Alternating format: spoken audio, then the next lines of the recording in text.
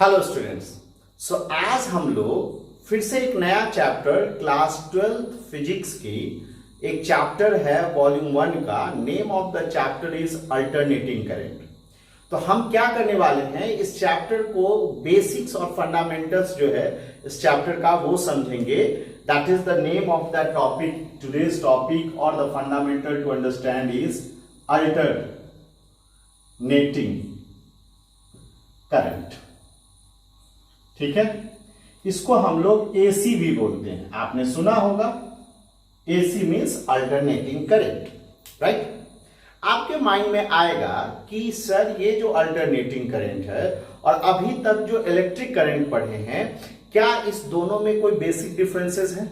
तो हम स्टार्ट करते हैं विद द डिफरेंस। देखिए, ये जो अल्टरनेटिंग करंट है ये बेसिकली ड्रॉ किया जाता है with the help of generator, और जो हमारे घर में मेन सप्लाई आता है। मेन सप्लाई मतलब, मेरे कहने का मतलब है कि जो मीटर के थ्रू या बाहर जो घर के बाहर जो इलेक्ट्रिक वायर है उसके थ्रू जो करंट ड्रॉ होता है वो ये होता है, राइट। और इसके बारे में ये बोला जाता है कि ये डिपेंड करता है दो चीजों पे, राइट। एक तो इसका मैग्नीट्यूड, इसकी मैग्नीट्यूड जो है वो टाइम के साथ वेरी करता है। सो क्या वेरी करता है? इसका मैग्नीट्यूड।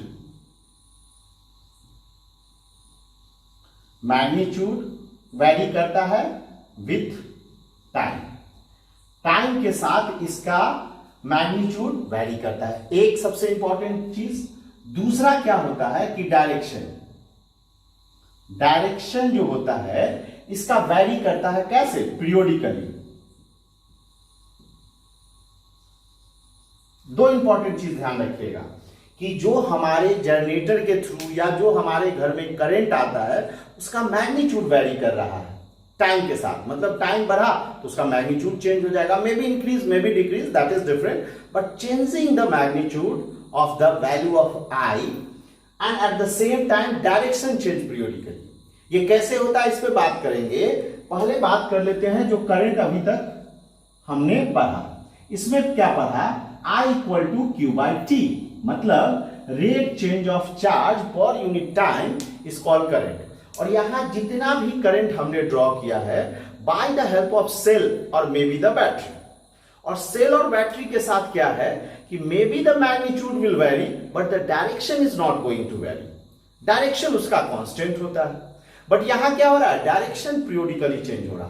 तो एक बहुत बड़ा डिफरेंस दोनों में क्या है कि यहां डायरेक्शन वेरी नहीं हो रहा जो पहले हमने पढ़ा, और यहां हो रहा है।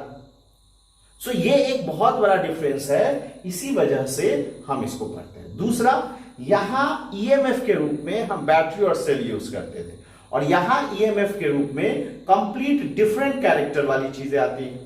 और वो कहां से मिलता है? जनरेटर और मेन सप्लाई से। तो याद रखिएगा, इस एसी अल्टरनेटिंग करंट को हम रिप्रेजेंट करते हैं इस तरह से। एक गोल सर्कल बनाते हैं और उसके अंदर एस को कहीं एक तरह से हॉरिजॉन्टल वे में लिखते हैं। सो ये रिप्रेजेंट करता है एसी, राइट। एसी करंट को यानी अल्टरनेटिंग करंट को हम दो फॉर्म में रिप्रेजेंट कर सकते हैं, एक तो साइन के फॉर्म में और दूसरा कोसाइन के फॉर्म में। मतलब I equal to I0 sine omega T. At the same time हम लिखेंगे I equal to I0 cos omega T.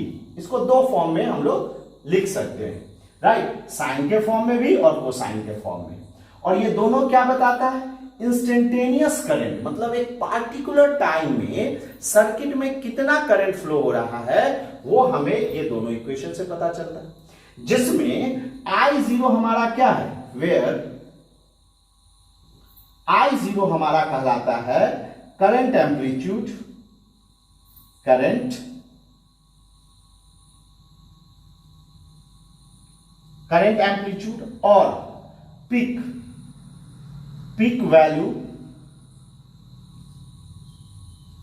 Value of AC कहलाता है।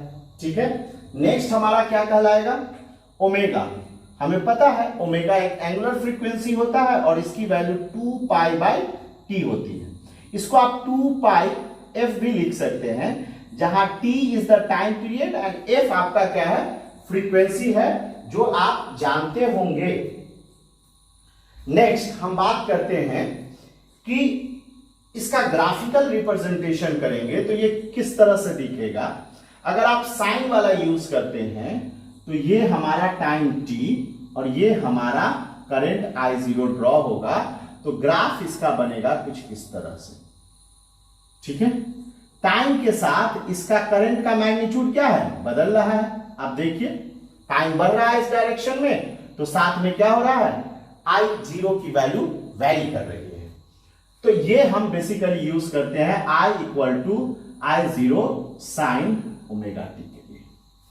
ठीक है, कॉस के लिए ग्राफ वही होगा, थोड़ा सा डिफरेंसेस होते हैं कि इसमें अगर हमारा I0 ये डायरेक्शन और ये टाइम t को रिप्रेजेंट कर रहा है, तो ग्राफ इसका कैसे बनेगा, कोसाइन का इस तरह से। ये क्या बताता है, I = I0 cos omega T. याद रखिएगा ये ग्राफ दोनों कि किस तरह से कॉस का और किस तरह से साइन का बनेगा। क्लियर है, तो ये बेसिक डिफरेंस है अल्टरनेटिंग करंट और जो अभी तक आपने करंट पढ़ा। अब याद रखिए कि इस वाले करंट के लिए जो डीसी हम लोग यूज करते थे, तो वहां हम लोग क्या लेते थे, ईएमएफ के रूप में पोटेंशियल डिफरेंस लेते थे। यहां ईएमएफ के रूप में हम क्या लेंगे कि इस पार्टिकुलर करंट को ड्रॉ करने के लिए हमको यहां क्या चाहिए, एक ईएमएफ चाहिए। उस ईएमएफ को अगर हम फिर से इसको हम क्या करते हैं, अब हम लोग ले लेते हैं ईएमएफ। हम लोग अब क्या ले लेते हैं, ईएमएफ। कौन सा ईएमएफ, ईएमएफ मतलब इस करंट के लिए कितना पोटेंशियल डिफरेंस या कितने वोल्टेज की जरूरत होगी। अगर उसको कैपिटल ई से रिप्रेजेंट करेंगे तो E = E0 sin omega T. जब आप साइन लेते हैं, कोसाइन लेंगे तो E = E0 cos omega T होगा। राइट, अगर आप इतना वोल्टेज सप्लाई देंगे तो आपको ये करंट मिलेगा। और ये दोनों किस पे डिपेंड करता है, टाइम। और ये टाइम के साथ क्या होता है, वैरी होता है, ये ईएमएफ भी और ये भी।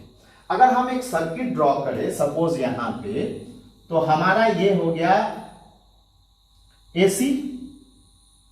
ठीक है, और इसमें हमने एक दे दिया रेसिस्टेंस या कहिए एक लोड दिया, ये लोड है, तो करंट इसके अंदर ड्रॉ होगा। तो ये जो एसी है इसका वैल्यू हम कैलकुलेट करेंगे E = E0 sin omega T. तो किसी पार्टिकुलर इंस्टेंट पे I = हो जाएगा I0 sin ओमेगा टी।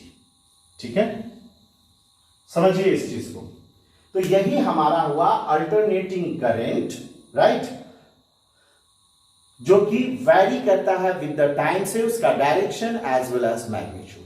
अब अगर आप इसका समझना चाहेंगे कि इफेक्टिवनेस क्या होता है, इसका इफेक्टिवनेस आप कैसे निकालेंगे, तो एवरेज वैल्यू ऑफ आपको अल्टरनेटिंग करंट निकालना होगा, जो हम लोग अगले वीडियो में पढ़ेंगे। Thank you.